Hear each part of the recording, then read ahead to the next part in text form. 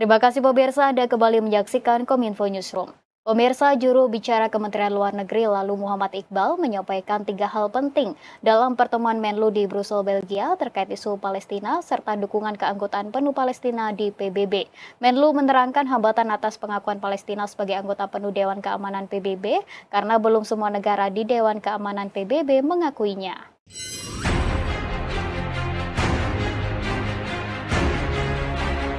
Juru bicara Kementerian Luar Negeri lalu Muhammad Iqbal dalam keterangan pers 29 Mei 2024 menyampaikan hasil pertemuan Menteri Luar Negeri Retno Marsudi dengan sejumlah negara Uni Eropa, di antaranya Irlandia, Spanyol, dan Norwegia. Lalu Muhammad Iqbal menyampaikan 3 poin penting dari pertemuan Menlu tersebut. 3 poin itu yakni gencatan senjata harus terus didorong dan berlaku secara permanen. Kedua, negara anggota PBB terus mendukung United Nations Relief and Works Agency for Palestine Refugees in the Near East atau lembaga bantuan dan pekerjaan PBB untuk pengungsi Palestina di Timur Dekat. Lembaga tersebut mengelola sekolah, layanan sosial, pusat kesehatan, dan distribusi bantuan makanan bagi jutaan pengungsi Palestina di Gaza dan tepi barat. Sementara poin terakhir yakni pentingnya pengakuan Palestina sebagai anggota penuh PBB. Namun, untuk bisa disetujui atau ditetapkan atau bisa diterima sebagai anggota penuh PBB, diperlukan persetujuan Dewan Keamanan.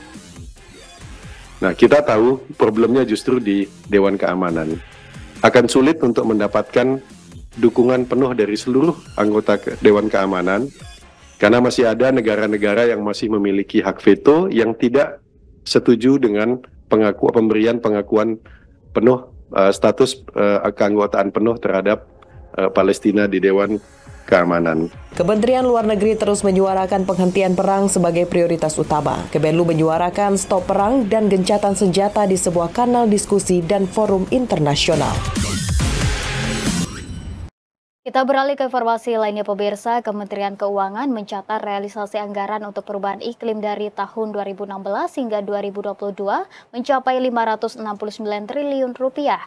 Dari total realisasi belanja untuk aksi perubahan iklim paling besar digunakan untuk mitigasi sekitar 58,4%.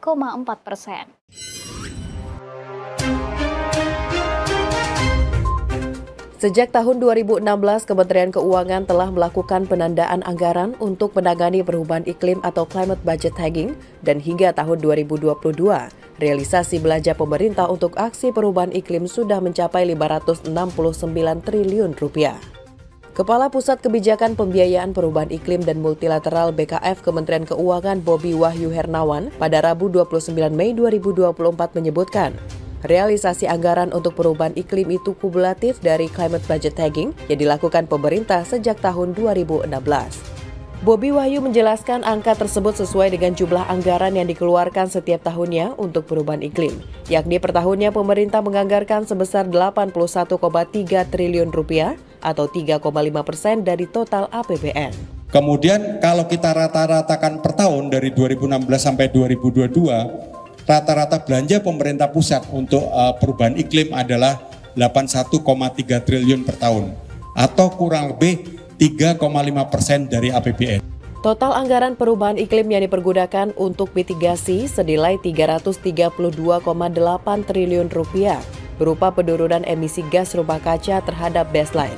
Sedangkan untuk adaptasi sebesar 214,2 triliun rupiah dipergunakan untuk penurunan kerentanan, peningkatan kapasitas adaptif dan pengurangan kerugian ekonomi, dan untuk co-benefit sebesar 22,4 triliun rupiah.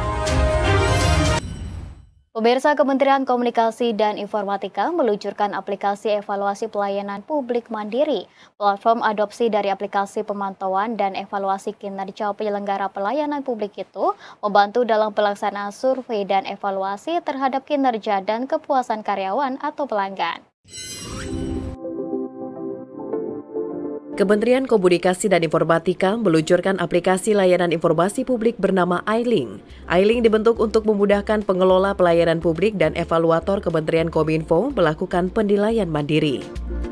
Inspektur Jenderal Kementerian Kominfo Arief Trihardianto menyatakan inisiatif penggunaan aplikasi berawal dari Biro Kepegawaian dan Organisasi dan Pusat Data Sarana Informatika Sekretariat Jenderal Kementerian Kominfo bekerja sama dengan tim teknis Biro Data Informasi dan Komunikasi Publik Kementerian PAN-RB.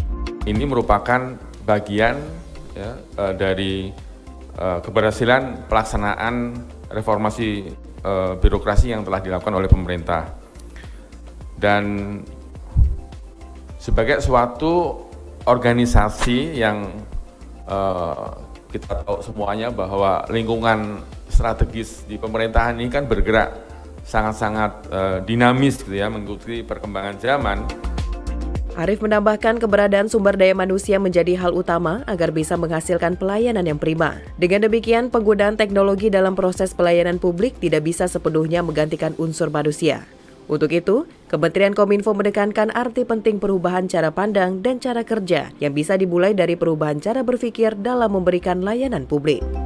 Ya, bagaimana kita bisa merubah mindset kita sehingga nantinya juga merubah culture set kita. Ya, kalau Pak Presiden tadi kan merubah mindset, culture set yang dulu kita birokrasi itu minta dilayani, harus menjadi yang melayani.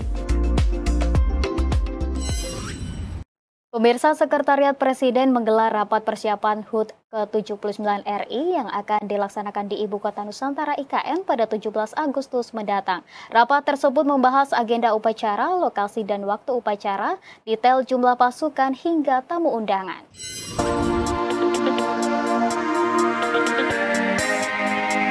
Ibu Kota Nusantara IKN akan menjadi lokasi peringatan HUT kemerdekaan RI pada 17 Agustus mendatang. Kepala Sekretariat Presiden Heru Budi Hartono mengatakan pihaknya telah mengikuti rapat terkait persiapan HUT RI di IKN. Usai menggelar rapat bersama Menteri Sekretariat Negara Pratikno beserta jajaran, Heru mengatakan rapat tersebut membahas agenda upacara, penetapan lokasi upacara, waktu pelaksanaan, detail jumlah pasukan hingga tamu undangan. Sementara itu, teknis penyelenggaraan upacara kemerdekaan RI dan logo peringatan HUT RI akan diatur lebih lanjut dalam rangkaian rapat selanjutnya yang akan melibatkan Menteri Pekerjaan Umum dan Perumahan Rakyat, Otorita IKN beserta kementerian terkait. Kalau waktunya kan sudah dikunci ya, itu 17 dan mungkin tinggal yang nanti dibahas apakah pukul 10, pukul 11 waktu setempat. Detail jumlah pasukan itu aja sih. Heru menambahkan perayaan HUT ke-79 RI di Ibu Kota Nusantara akan dibuat lebih istimewa dari perhelatan sebelumnya. Sebab upacara tersebut menjadi momen terakhir Joko Widodo di masa jabatan menjadi Presiden Republik Indonesia. Pemirsa, usai jeda kami akan segera kembali dengan dialog mengenai Tapera Mobile wujudkan kemudahan kepemilikan rumah sesaat lagi.